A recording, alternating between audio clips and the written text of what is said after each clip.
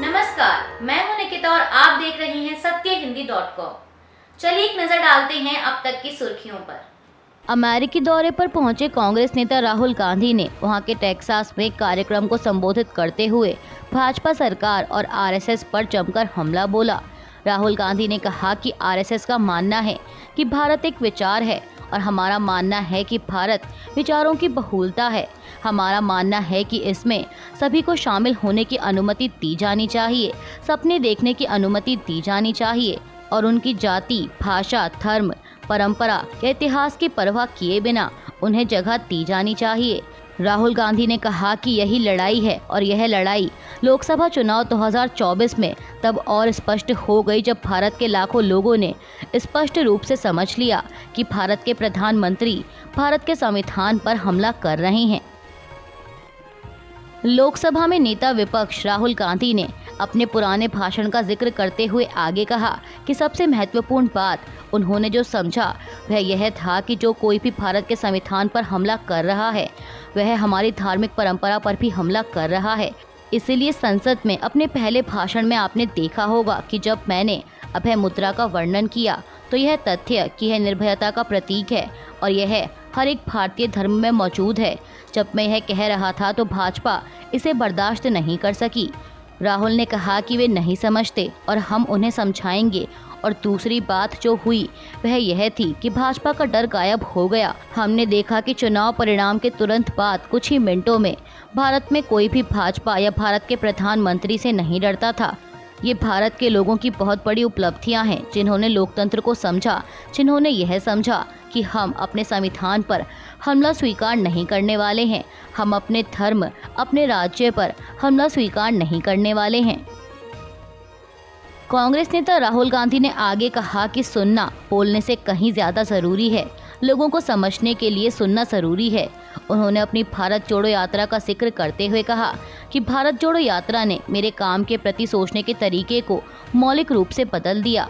मैं कहूँगा कि इसने राजनीति को देखने के मेरे नज़रिए, हमारे लोगों को देखने के मेरे नज़रिए, उनके साथ संवाद करने और उनकी बात सुनने के मेरे नज़रिए को पूरी तरह से बदल दिया है। इस यात्रा में सिर्फ मैं ही नहीं, कई लोग शामिल थे। हम सभी के लिए सबसे शक्तिशाली चीज़ जो स्वाभाविक रूप से हुई, जिसकी हमने योजना भी नहीं बनाई थी, वह थी राजनीति में प्रेम के विचार का परिचय। यह अजीब बात है, क्योंकि यदि आप अधिकांश देशों में राजनीतिक विमर्श को देखें तो आपको प्रेम शब्द कभी नहीं मिलेगा। आपको घृणा, क्रोध, अन्याय, भ्रष्टाचार ये सभी शब्द मिलेंगे, लेकिन प्रेम शब्द शायद ही कभी मिलेगा। राहुल गांधी ने कहा कि भारत जोड़ो यात्रा ने वास्तव में उस विचार को भारतीय राजनीतिक प्रणाली में पेश किया। हरियाणा विधानसभा चुनाव के लिए कांग्रेस और आम आदमी पार्टी के बीच गठबंधन की संभावनाओं को लेकर मुख्यमंत्री नायब सिंह सैनी ने प्रतिक्रिया दी है। सीएम सैनी ने कहा कि दोनों दलों के बीच भय है और दोनों भ्रष्टाचार के दलदल में फंसे हुए हैं। उन्होंने कहा कि हरियाणा की जनता ने तय कर लिया है कि चाहे कांग्रेस एक गठबंधन करे, चाहे कांग्रेस 10 गठबंधन करे, कांग्रेस का सूपड़ा साफ होने वाला है। मुख्यमंत्री ने आगे कहा कि हरियाणा में भाजपा की सरकार तीसरी बार बड़े बहुमत के साथ बन रही है। आपको बता दें कि आम आदमी पार्टी और कांग्रेस के गठबंधन को लेकर राज्य के पूर्व मुख्यमंत्री मनोहर लाल खट्टर ने भी प्रतिक्रिया दी है। उन्होंने कहा कि ये जो गठबंधन का विचार उनके मन में आया है तो इससे साफ पता लग रहा है कि वो अपनी हार मान चुके हैं, क्योंकि अगर वो हार नहीं मानते तो इस प्रकार के गठबंधनों की बातें क्यों करते। केंद्रीय मंत्री ने कहा कि आखिर में मजबूरी में गठबंधन हमने भी किया था, वह अपने दम पर आगे नहीं बढ़ पा रहे हैं तो इसीलिए गठबंधन हो रहा है। हरियाणा विधानसभा चुनाव को लेकर जहां एक तरफ कांग्रेस और आम आदमी पार्टी के बीच गठबंधन की खबरें सामने आ रही हैं, तो वहीं इस बीच कांग्रेस ने अपने 9 उम्मीदवारों की दूसरी लिस्ट जारी कर दी है। लिस्ट के मुताबिक पार्टी ने थानेसर से अशोक अरोड़ा, तोशाम से अनिरुद्ध चौधरी, उचाना से ब्रिजेंद्र सिंह, बादशाहपुर से वर्धन यादव, नांगल चौधरी से मंजू चौधरी, गुरुग्राम से मोहित ग्रोवर, टोहाना से परमवीर सिंह, गन्नौर से कुलदीप शर्मा और महम से बलराम डांगी को टिकट दिया है। आपको बता दें कि इससे पहले कांग्रेस ने अपने 32 उम्मीदवारों की पहली लिस्ट जारी की थी। कोलकाता के आरजीकर अस्पताल में ट्रेनी डॉक्टर के बलात्कार और हत्या की घटना को लेकर जन आक्रोश बढ़ता जा रहा है। पीड़िता के लिए न्याय की मांग को लेकर विरोध प्रदर्शन लगातार जारी हैं। इसी कड़ी में पीड़िता के लिए न्याय की मांग करते हुए नारे कल रविवार आधी रात को कोलकाता और पश्चिम बंगाल के कई अन्य शहरों और कस्बों में गूंज उठे। महिलाएं और पुरुष, युवा और वृद्ध सभी प्रदर्शनकारी सड़कों पर उतर आए, मानव श्रृंखला बनाई, सड़कों पर भित्ति चित्र लिखे, जलती हुई मशालें थामे और राष्ट्रगान गाते हुए कई लोगों ने तिरंगा लहराया। आपको बता दें कि आज सोमवार को सुप्रीम कोर्ट में मामले की सुनवाई होनी है। इस बीच राज्य में रिक्लेम द नाइट के तीसरे उद्धारण में कई प्रतिभागियों ने कहा कि उन्हें विश्वास है कि शीर्ष अदालत न्याय प्रदान करेगी। कांग्रेस नेता प्रियंका गांधी वाड्रा ने कल रविवार को कहा कि उत्तर प्रदेश के कुशीनगर में एक व्यक्ति द्वारा अस्पताल की फीस के लिए अपने बेटे को कथित तौर पर बेचने की घटना दिल दहला देने वाली है। कांग्रेस नेता ने एक्स पर लिखा कि कहाँ है सरकार की योजनाएं, कहाँ है स्वास्थ्य विभाग, किसके लिए चल रही सरकार? क्या अब हमारे देश में जिंदा रहने के लिए इंसानों की खरीद फरोख्त करनी पड़ेगी?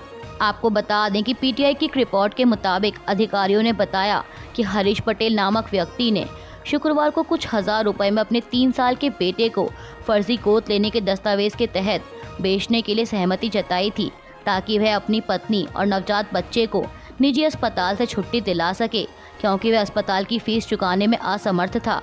अब इस घटना से लोगों में आक्रोश फैल गया और पुलिस को सूचना मिलने के बाद उन्होंने शनिवार को 5 लोगों को गिरफ्तार किया, जिसमें दंपति भी शामिल था जिसने बच्चे को ले लिया था। सुल्तानपुर में लूट की घटना के बाद हुए एनकाउंटर को लेकर उत्तर प्रदेश के मुख्यमंत्री योगी आदित्यनाथ ने समाजवादी पार्टी पर निशाना साधते हुए कहा कि किसी एक माफिया शागिर्द को, किसी डकैत को पुलिस मुठभेड़ में मारा जाता है तो इनकी दुखती हुई नस पर जैसे पुलिस ने उंगली रख दी हो तब ये चिल्लाने लगते हैं।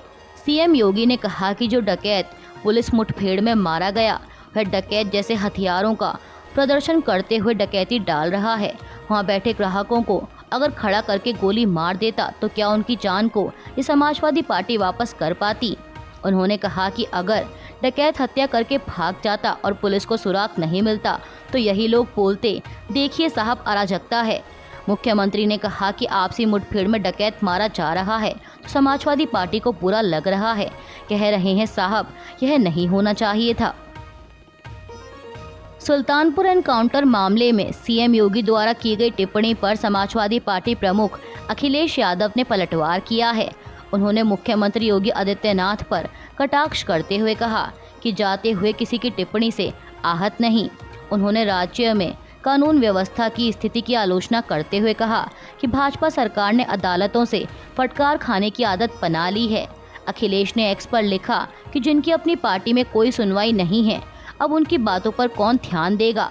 वैसे भी जाते हुए किसी की कही बातों से कोई क्यों आहत हो। उत्तर प्रदेश के सुल्तानपुर एनकाउंटर की घटना को लेकर अब बसपा प्रमुख मायावती ने भी राज्य की भाजपा सरकार और साथ ही समाजवादी पार्टी को भी निशाने पर लिया है। मायावती ने एक्स पर लिखा कि यूपी के सुल्तानपुर जिले में एनकाउंटर की घटना के बाद से बीजेपी और समाजवादी पार्टी में कानून व्यवस्था को लेकर आरोप प्रत्यारोप लगाए जा रहे हैं और अपराध, अपराधी और जाति के नाम पर जबरदस्ती की राजनीति की जा रही है, जबकि इस मामले में ये दोनों चोर चोर मौसेरे भाई जैसे हैं। मायावती ने आरोप लगाया कि बीजेपी की तरह समाजवादी पार्टी सरकार में कानून व्यवस्था की हालत ज़्यादा खराब थी। उन्होंने ये भी दावा किया कि यूपी में वास्तव में बसपा के शासन काल में ही कानून और व्यवस्था का राज था। आपको बता दें कि मामला सामने आने के बाद अखिलेश यादव ने कहा था कि लगता है सुल्तानपुर की डकैती में शामिल लोगों से सत्ता पक्ष का गहरा संपर्क था, इसीलिए तो नकली एनकाउंटर से पहले मुख्य आरोपी से संपर्क साधकर सरेंडर करा दिया गया और अन्य सपक्षीय लोगों के पैरों पर सिर्फ दिखावटी गोली मारी गई और जात देखकर जान ली गई। अखिलेश ने कहा था कि नकली एनकाउंटर रक्षक को भक्षक बना देते हैं। समाधान नकली एनकाउंटर नहीं बल्कि असली कानून व्यवस्था है। भाजपा राज अपराधियों का अमृत काल है। अबू धाबी के क्राउन प्रिंस शेख खालिद बिन मोहम्मद बिन जायद अल नहायन 2 दिनों के भारत दौरे पर हैं। अपनी भारत यात्रा के क्रम में वे आज सोमवार सुबह ही दिल्ली पहुंचे, जहां उनका स्वागत किया गया। आपको बता दें कि यह अबू धाबी के क्राउन प्रिंस का पहला भारतीय दौरा है।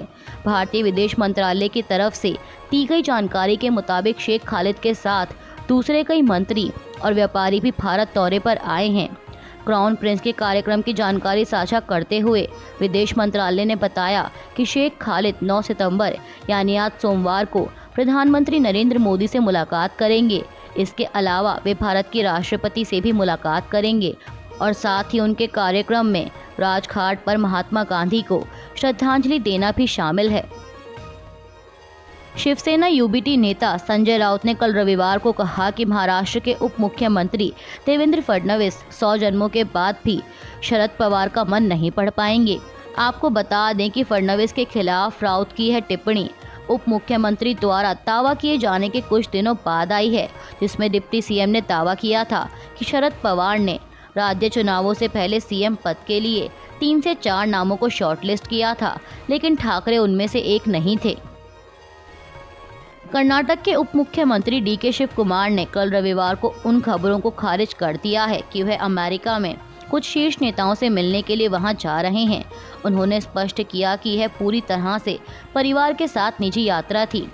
उप मुख्यमंत्री ने मीडिया को एक पत्र भी जारी किया, जो उन्होंने कांग्रेस अध्यक्ष मल्लिकार्जुन खड़गे को अमेरिका की अपनी यात्रा के संबंध में लिखा था। पत्र में कहा गया है कि मैं अपने परिवार के साथ 15 सितंबर तक अमेरिका की यात्रा पर जा रहा हूं। मीडिया में आई खबरें कि मैं पूर्व अमेरिकी राष्ट्रपति बराक ओबामा और अमेरिकी उपराष्ट्रपति कमला हैरिस से मिल रहा हूं, गलत है। यह केवल एक निजी यात्रा है। अभी के लिए बस इतना ही। बाकी की खबरों के लिए जुड़े रहिए सत्यहिंदी.com के साथ।